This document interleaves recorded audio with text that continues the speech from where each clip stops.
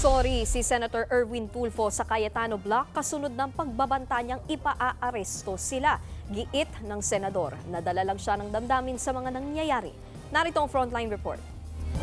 Pagpapaaresto, pagkukwelyo at pagbitbit kay Senator Alan Peter Cayetano at iba pang senador palabas ng sesyon o plenary hall ng Senado. Yan ang naging banta ni Senator Erwin Tulfo sakaling magkaroon ulit ng anyay fake na flood control scandal hearing nang hindi ang Senate Blue Ribbon Committee ang nagsagawa. Si Tulfo kasi ang chairman ng komite kasunod ng balasahan sa Senado nitong nagdaang linggo. Pero ngayon, nagsorry ang senador sa kanyang naging pahayag. Hindi raw ito dapat asal ng isang opisyal. Hindi rin daw nararapat na sabihin sa harap ng publiko. Nadala lang daw siya ng damdamin. Nagsorry rin si Senator Erwin sa publiko dahil sa mga nangyaring hidwaan sa Senado, hindi umusad ang ilang mahalagang batas. Kaya panawagan niya sa mga kapwa senador, tapusin na ang pagkakawatak-watak. Sa labas daw kasi ng Senado, ilan sa kanila ay magkakabarkada. Kaya giit niya, trabaho lang tayo.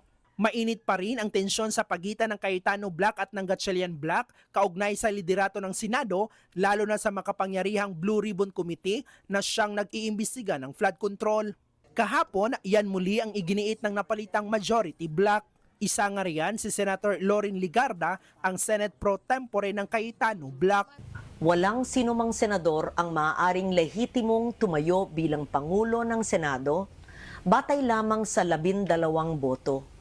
Ito ay pinagtibay sa ilalim ng 1987 Constitution. Si Loren Legarda po, ang inyong Senate President pro tempore. Pero sagot sa kanya ni Senator Sherwin Gatchalian at ngayon acting Senate President at Senate President pro tempore, Of course, we respect her opinion, but matibay rin ang opinion ng Integrated Bar of the Philippines, yung Association ng mga Law School Deans, of course, yung mga former Senate President, nagsalita rin sila.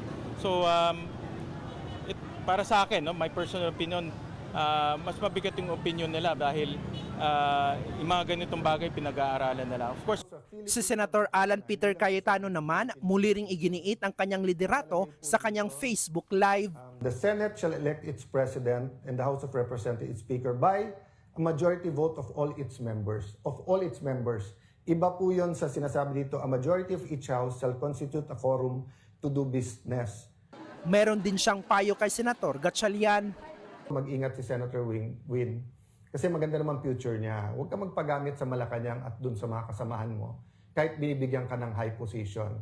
Dito, sinabi rin ni Cayetano na handa siya makipag-usap kay Gatchalian. Napakahirap po, but I'll offer you a solution, Senator Win. Mag-meeting tayo, may naiisip akong solusyon.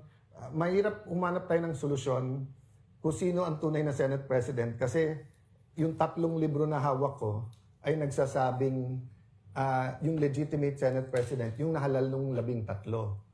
Pero si Senator Ping Lacson na parte ng Gatchalian Group may patutsada kay Cayetano.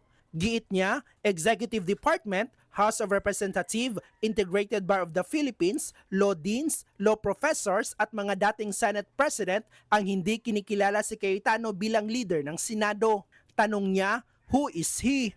Sa hiwalay na pahayag, bagamat walang pinangalanan si Lacson, pinasaringan niya na kung mahina sa batas at katotohanan, mag-Facebook Live na lang. Samantala, tuloy naman ang hearing ng Senate Blue Ribbon bukas sa pangunguna ng Senator Erwin mula sa Gatchalian Block.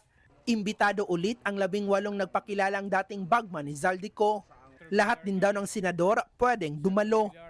Nagbabalita mula sa Frontline, Bril Montalvo, News 5. Mga kapatid, Nikki de Guzman po.